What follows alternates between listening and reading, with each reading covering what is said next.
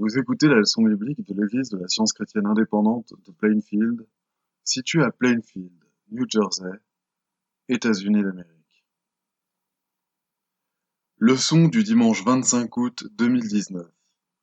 Sujet: entendement. Texte d'or: Timothée. Car ce n'est pas un esprit de timidité que Dieu nous a donné, mais un esprit de force, d'amour et de sagesse.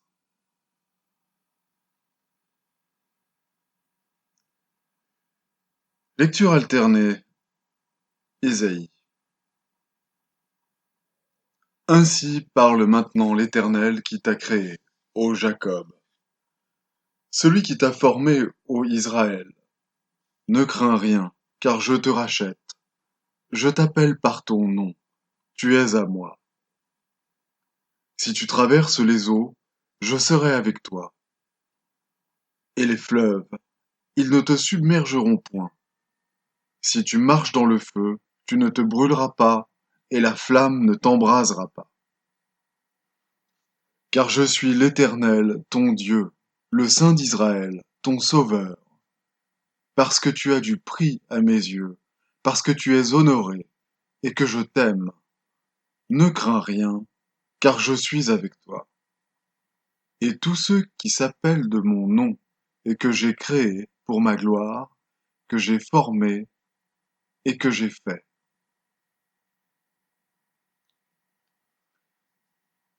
La Bible. Quand les justes crient, l'Éternel entend, et il les délivre de toute leur détresse. L'Éternel délivre l'âme de ses serviteurs, et tous ceux qui l'ont pour refuge échappent au châtiment. Car je connais les projets que j'ai formés sur vous, dit l'Éternel, projets de paix et non de malheur, afin de vous donner un avenir et de l'espérance. Vous m'invoquerez, et vous partirez, vous me prierez, et je vous exaucerai. Vous me chercherez, et vous me trouverez, si vous me cherchez de tout votre cœur. Aucune tentation ne vous est survenue qui n'ait été humaine, et Dieu qui est fidèle ne permettra pas que vous soyez tentés au-delà de vos forces. Mais avec la tentation, il préparera aussi le moyen d'en sortir, afin que vous puissiez la supporter.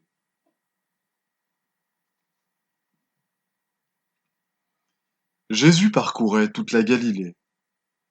Sa renommée se répandit dans toute la Syrie, et on lui amenait tous ceux qui souffraient de maladies et de douleurs de divers genres, des démoniaques, des lunatiques, des paralytiques, et il les guérissait. Ils abordèrent dans le pays des Géraséniens. Lorsque Jésus fut descendu à terre, il vint au-devant de lui un homme de la ville qui était possédé de plusieurs démons. Depuis longtemps, il ne portait point de vêtements et avait sa demeure non dans une maison, mais dans les sépulcres. Ayant vu Jésus, il poussa un cri, se jeta à ses pieds et dit d'une voix forte: Qu'y a-t-il entre moi et toi, Jésus, fils du Dieu très-haut? Je t'en supplie, ne me tourmente pas. Car Jésus commandait à l'esprit impur de sortir de cet homme dont il s'était emparé depuis longtemps. On le gardait lié de chaînes et les fers aux pieds, mais il rompait les liens et il était entraîné par le démon dans les déserts. Jésus lui demanda: Quel est ton nom? Légion, répondit-il, car plusieurs démons étaient rentrés en lui. Et il pria instamment Jésus de ne pas leur ordonner d'aller dans l'abîme. Il y avait là dans la montagne un grand troupeau de pourceaux qui paissaient, et les démons supplièrent Jésus de leur permettre d'entrer dans ces pourceaux. Il le leur permit. Les démons sortirent de cet homme, entrèrent dans les pourceaux, et le troupeau se précipita des pentes escarpées dans le lac, et se noya. Les gens allèrent voir ce qui était arrivé. Ils vinrent auprès de Jésus et ils trouvèrent l'homme de qui étaient sortis les démons, assis à ses pieds, vêtu et dans son bon sens.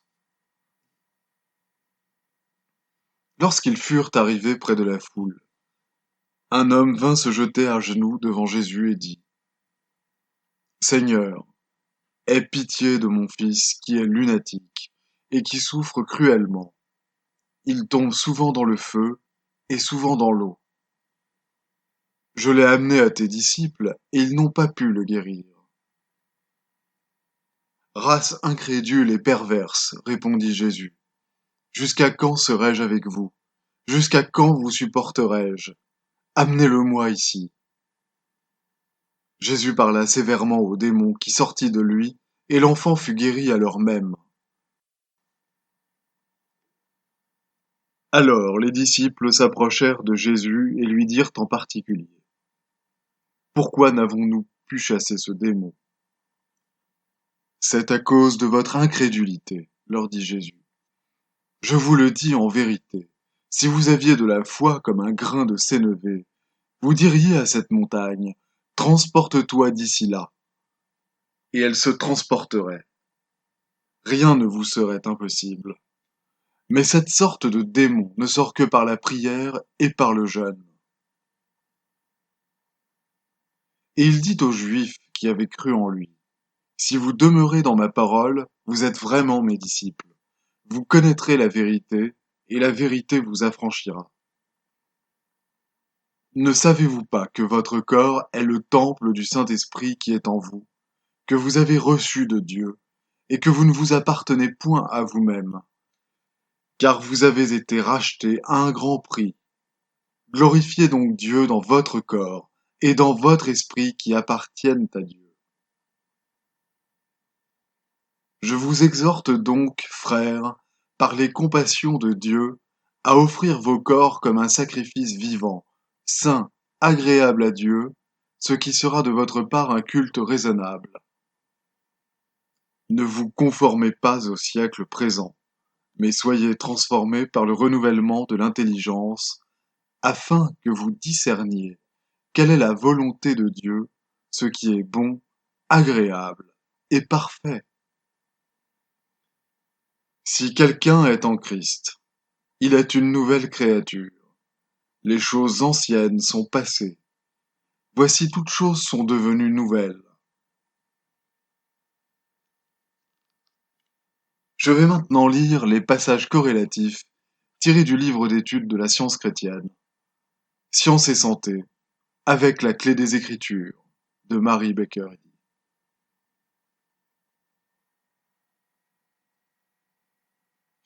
L'entendement souverain sur toutes ces formations et les gouvernant toutes est le soleil central de ses propres systèmes d'idées, la vie et la lumière de toute sa vaste création.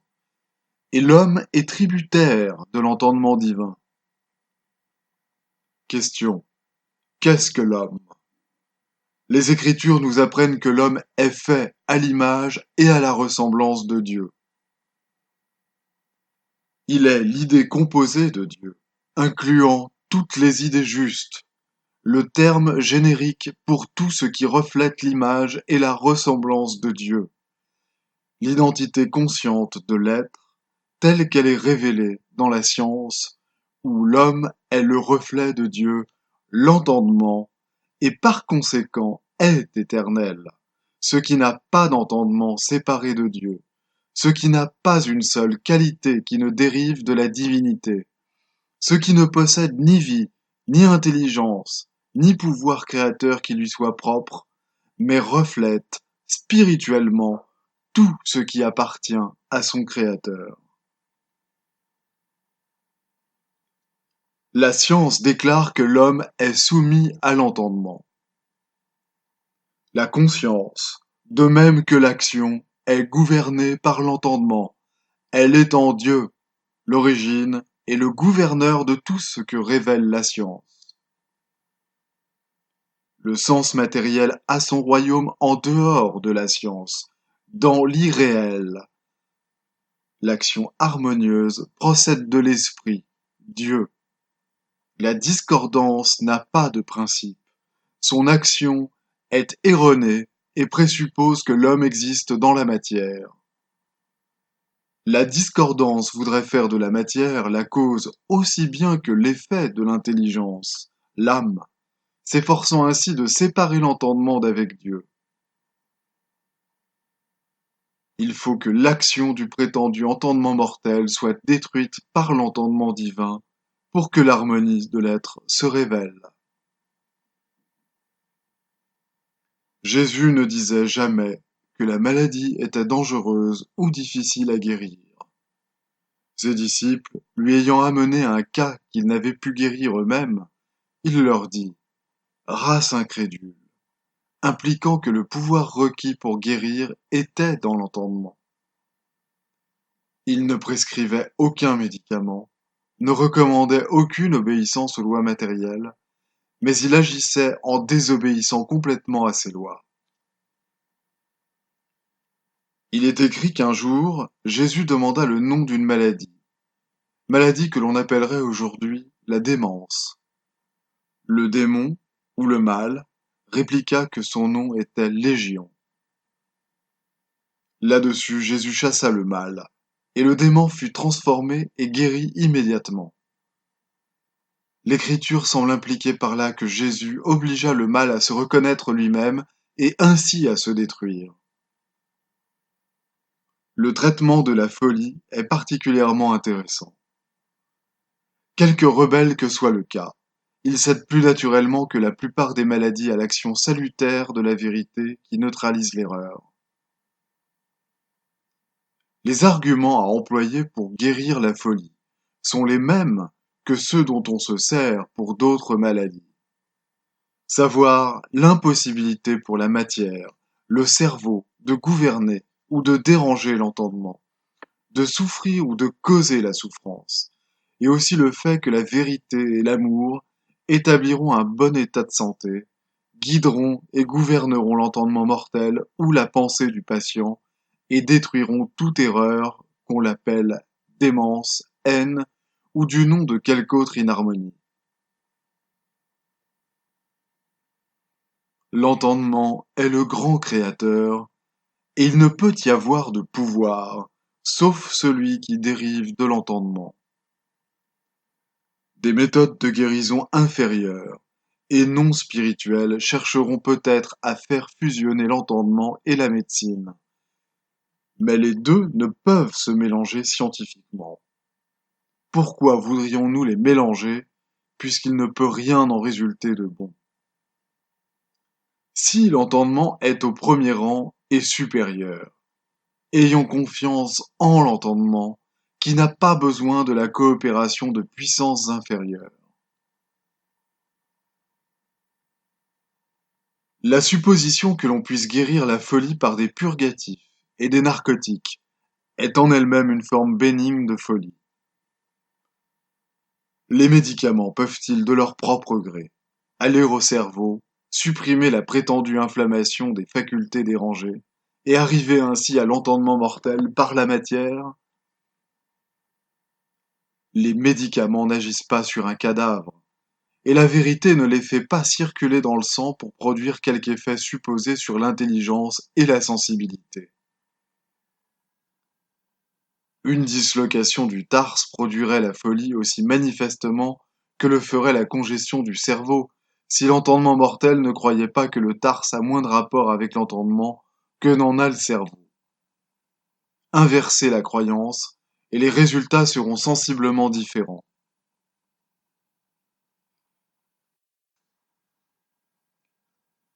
Non seulement la science révèle que l'origine de toute maladie est mentale, mais elle déclare aussi que toute maladie est guérie par l'entendement divin. Il ne peut s'effectuer de guérison que par cet entendement, quelle que soit la confiance que nous mettions en un médicament ou en tout autre moyen vers lequel la foi ou les efforts humains sont dirigés. C'est l'entendement mortel, non la matière, qui procure au malade tout le bien qu'il semble recevoir de la matérialité. Mais les malades ne sont jamais réellement guéris que grâce à la puissance divine. Seule l'action de la vérité, de la vie et de l'amour peut donner l'harmonie. De la nécessité d'améliorer la race découle le fait que l'entendement peut l'améliorer, car l'entendement peut substituer la pureté à l'impureté, la force à la faiblesse et la santé à la maladie. La vérité transforme tout l'organisme et peut le guérir tout entier. La vérité fait une nouvelle créature dans laquelle les choses vieilles passent et toutes choses sont devenues nouvelles. Les passions, l'égoïsme, les faux appétits, la haine, la crainte, toute sensualité cède à la spiritualité et la surabondance de l'être est du côté de Dieu, le bien.